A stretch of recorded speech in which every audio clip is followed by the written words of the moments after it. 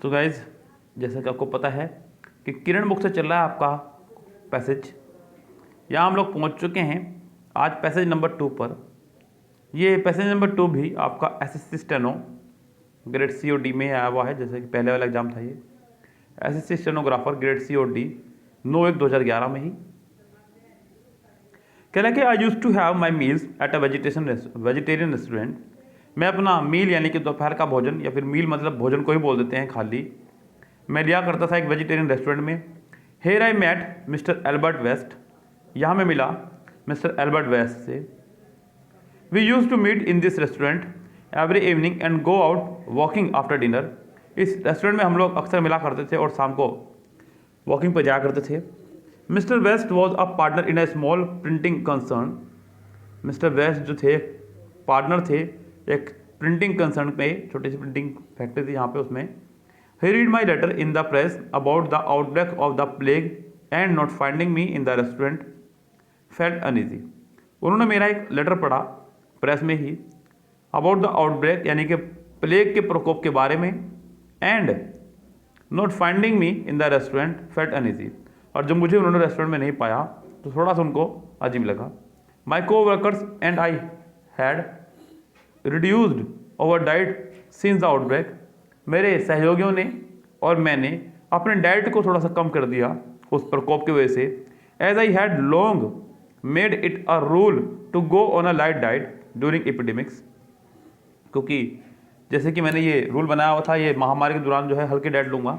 In this days I had therefore given up my evening dinner. इन दिनों मैंने शाम के समय अपना शाम वाला भोजन भी जो है, शाम का समय का जो खाना था वो भी बंद कर दिया, त्याग दिया था। Lunch also I would finished before the other guest arrived. और लंच भी मैं अपना और अन्य मेहमानों के आने से पहले ही खा लिया करता था। I knew the proprietor of the restaurant very well and I had informed him that as I was engage in nursing the plague patient I wanted to avoid the contact of friend as much as possible. मैंने उसको बताया कि जैसे कि आजकल मैं plague के बीमार लोगों को देख रहा हूँ, तो मैं चाहता हूँ कि मैं कम से कम लोगों से मिलूँ जिससे कि बीमारी कम से कम फैले। Not finding me in the restaurant for a day और टू। 1 या 2 दिन तक लगातार मुझको रेस्टोरेंट में ना पा करके मिस्टर वैक्स नोक्ड एट माई डोर। मेरे घर पर आए अर्ली वन मॉर्निंग, एक सुबह जल्दी ही। Just as I was getting ready to go out for a walk. जब मैं घूमने के लिए तैयार ही हो रहा था। As I open the door, जैसे ही मैंने दरवाज़ा खोला, mister West said, mister West ने मुझसे कहा, I did not find you in the restaurant and was really afraid lest something should have happen to you. मैंने तुम्हें रेस्टोरेंट में नहीं देखा तो डर गया कि कहीं ऐसा ना हो कि कुछ आपके साथ अजीब तो नहीं घटा हो। तो यहाँ पर एक छोटी सी कहानी बताई गई है। रेस्टोरेंट के अंदर वो किस तरह खाना खाना जाया करता था। वो उसने देखा कि प्लेग नाम की बीमारी थी, प्लेग नाम की बीमारी में वो लोगों को देख रहा था, तो उसने खाना खाना बंद कर दिया शाम का, और रेस्टोरेंट में भी जाना बंद कर दिया और लोगों से भी मिलना बंद कर दिया। तो यहाँ देखते हैं क्वेश्चंस हमारे पास क्या क्या हैं। कह रहे हैं कि what did the speaker and Albert West do every evening. क्या क्या करते थे वो हर शाम को एवरी इवनिंग में। तो यहाँ पर देखते हैं ऑप्शन क्या है। Went walking and met at the restaurant for eating. घूमने जाया करते थे और रेस्टोरेंट में मिला करते थे ईटिंग के दौरान। After eating met at the restaurant to go for a walking. खाना खाने के बाद में वो रेस्टोरेंट में मिला करते थे, वहाँ से घूमने जाया करते थे। Met in the restaurant and went out walking after dinner. Restaurant में मिला करते थे और वहाँ से खाना खाने के बाद घूमने जाया करते थे। तो इसका आंसर आपको होना चाहिए प्रॉपर थर्ड करेक्ट। बात पहले वाले में वही है, लेकिन उसमें घुमा के कहा गया है, यहाँ पर बिल्कुल सही तरह से बात को कहा गया है, इसलिए 6 का आंसर आपका हो जाएगा थर्ड यहाँ पे correct. Why did the speaker not come to the restaurant. स्पीकर रेस्टोरेंट में क्यों नहीं आ रहा था या फिर क्यों नहीं आया। He wanted to contact all his friend, क्योंकि वो चाहता था कि अपने सही फ्रेंड से कॉन्टैक्ट करे। जी नहीं। He had decided to diet in order to loss weight. उसने डिसाइड किया था अपनी डाइट को जिससे कि वो वेट लॉस कर सके। जी नहीं।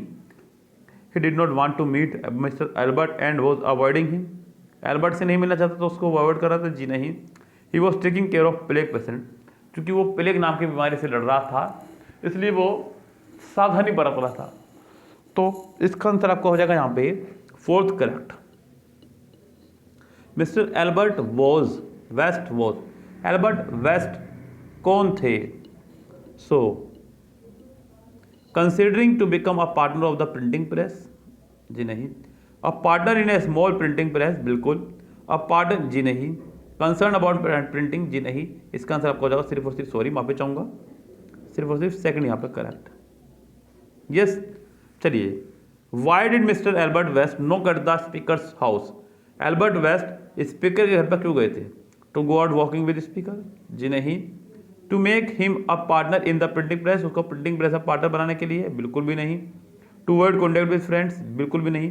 Because he was worried that something had happen to the speaker, कहीं कुछ हो तो नहीं गया उसको, कहीं दिन से नहीं आ रहा है, इसलिए इसका आंसर आपका हो जाएगा यहाँ पे fourth correct. Why was mister West uneasy? Mister West जो है अनईजी मतलब बेचैन से क्यों थे? तो गए यहाँ पे ऑप्शन देखते हैं। Because he could not find the speaker in the restaurant, क्योंकि उन्होंने अपने मित्र को रेस्टोरेंट में नहीं पाया। He was concern about the printing press, बिल्कुल नहीं। ही हैड रिटन समथिंग, बिल्कुल नहीं। He was avoiding his friend, बिल्कुल नहीं। इसका आंसर आपका हो जाएगा सिर्फ और सिर्फ यहाँ पे फर्स्ट ही करेक्ट। तो थोड़ा इजी सा था, ज़्यादा हार्ड नहीं कर सकता इसको मैं। यस, काफ़ी ज़्यादा इजी, काफ़ी हद तक। आगे जो क्वेश्चन पेपर है वो 11 से 25 तक, वो भी एसएससी स्टेनोग्राफर ग्रेड सी और डी एग्जाम में आए हुए हैं 16/10/2011 को। कह रहे कि John had never thought much about the origin of wealth और inequalities in life. John had never thought, John ने ज़्यादा कभी नहीं सोचा है much about the origin of wealth, wealth के ओरिजिन के बारे में। It was the firm believe that if this world was not good the next would be good. उसको लगता था कि अगर ये वर्ल्ड गुड नहीं है तो अगला गुड होगा, और ये अगर अगला भी नहीं होता उससे अगला होगा। And this faith sustained him, और उस चीज़ को उसने जारी रखा। He was not like some other whom he knew who would sell their soul to the devil. He was not like some others, वो औरों की तरह नहीं था जिनको वो जानता था, जो अपनी आत्मा को बुरे लोगों को बेच देंगे, यानी कि जो बुरे काम करने से पीछे नहीं हटते हैं। He always thought, उसको हमेशा लगता था of God before doing anything, कि हर काम के पीछे जो है भगवान है। आप चाहे अच्छा काम कर रहे हैं या बुरा, हर काम के पीछे भगवान ही ध्यान रखें। He lived the life of an honest, उसने लाइफ को जो बहुत ईमानदारी से जिया। He had not married but did not desire another man's wife, उसने शादी नहीं की लेकिन कभी दूसरे की बीवी की तरफ भी वो आकर्षित नहीं हुआ। He believed that woman weakened man as was described in the story of Samson and Delilah। चलिए, तो गाइस यहाँ पे क्वेश्चंस पूछे गए हैं, पैसेज बहुत छोटा सा था इसलिए मैंने 2 करा। मैंने कल ही कहा था आपको कि अगर 5 मार्क्स का क्वेश्चन पेपर होगा, पैसेज होगा, तो मैं आपको 2 पैसेज यहाँ पे करवाने वाला हूँ। यस गाइस, चलिए चलते हैं इनके आंसरों पे। To sell one soul to the devils means, यानी कि अपनी आत्मा किसी बुरी चीज़ को बेच देना का मतलब क्या है? यानी कि अपनी ईमानदारी को त्याग देना किसी दूसरे के फायदे के लिए या फिर अपने फायदे के लिए। So giving up one's honesty for the sake of monetary benefits, तो यहाँ पे उसको ये काम बिल्कुल अच्छा नहीं लगता था। ईमानदार व्यक्ति था, ईमानदार बना रहना चाहता था। यहाँ इसका आंसर आपका हो जाएगा थर्ड करेक्ट। आगे बढ़िए, कह रहा है कि John thought that woman weakened man because, उसको लगता था क्यों? He thought that woman were evil, जी नहीं। He believe that a woman was a fancy devil, बिल्कुल नहीं। He thought that a woman would spoil his life, उसकी life को स्पॉइल बने के बर्बाद कर देगी।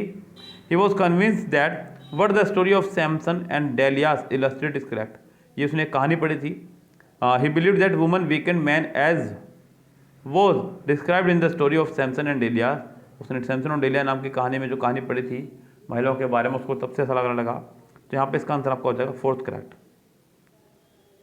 देखिए, पैसेज पढ़ते वक्त और क्वेश्चन करते वक्त आप अपना दिमाग बिल्कुल ना लगाया करें।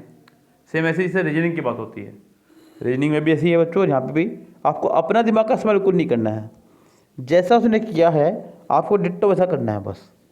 जैसे रीजनिंग होता है ना कि कहता है कि अगर ए को 5 कहा जाए और बी को 7 कहा जाए तो डी को क्या कहा जाएगा, बस जैसे उसने 2 करे ऐसे आपको भी करने हैं। तो यहाँ पर आपको अपना दिमाग बिल्कुल लगाना है। ये लाइन पैसेज में मिली मुझे, मैंने ढूंढ दी, बात खत्म। अगर एक बार को आप हिंदी मीनिंग भी नहीं निकाल पा रहे हैं, मैं कहूँगा तब भी कोई बुराई नहीं है, आप फटाफट से पैसेज को पूरा पढ़ लीजिए एक बार बस।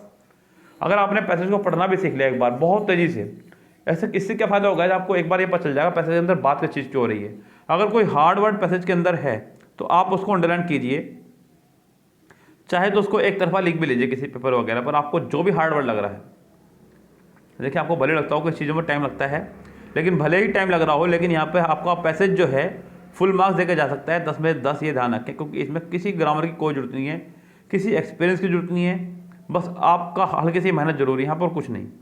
तो यहाँ पे 10 आउट ऑफ 10 मार्क्स आप ला सकते हैं अगर आप थोड़ी सी मेहनत यहाँ बढ़ा दें अपनी। तो मुझे लगता है कि ये सबसे बेस्ट तरीका है जो मैं अपनाता था। पैसेज को पूरा पढ़िए, बस पूरा का पूरा, जो भी हार्ड लग रहा है उसको अंडरलाइन कर दीजिए और शुरू हो जाइए। It was John's believe that, John को बिलीव था कि one can be happy only by remaining a bachelor, सिर्फ कुंवारे रहते हुए आप खुश रह सकते हैं, जी नहीं। The world is a happy place, ये वर्ल्ड जो है हैप्पी प्लेस है, जी नहीं। There is no other world, इसके अलावा कोई और वर्ल्ड नहीं है।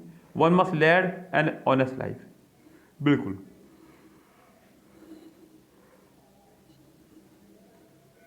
प्रत्येक को ईमानदारी भरा जीवन जीना चाहिए, उसको ये लगता था। तो इसका आंसर आपको हो जाएगा फोर्थ, पूरी तरह से correct. By not desiring another's man's wife John showed that, किसी और की पत्नी की तरफ डिजायर न होते हुए इसने क्या चीज़ दिखाई? He wanted to get married, इससे पता चलता है शादी करना चाहता था। He was a man of principle, बिल्कुल सिद्धांतों वाला व्यक्ति था, बिल्कुल कहूँगा मैं इसको यही answer. He felt sorry for other man, he had no desire for another's wealth, बिल्कुल नहीं, यहाँ पे इसका आंसर हो जाएगा B correct. From the above passage we understand that, पूरे पैसेज को पढ़ने के बाद में हमें क्या लगता है? 15th, not highly educated, a man of simple faith, a deeply pessimistic man, a scholar of scripture. तो यहाँ पे इसका आंसर आपको हो जाएगा अ man of simple faith, second correct. मिलते हैं आपसे गैस नेक्स्ट सेट के साथ में, नेक्स्ट वीडियो में। तब तक के लिए विदा, goodbye, have a nice day.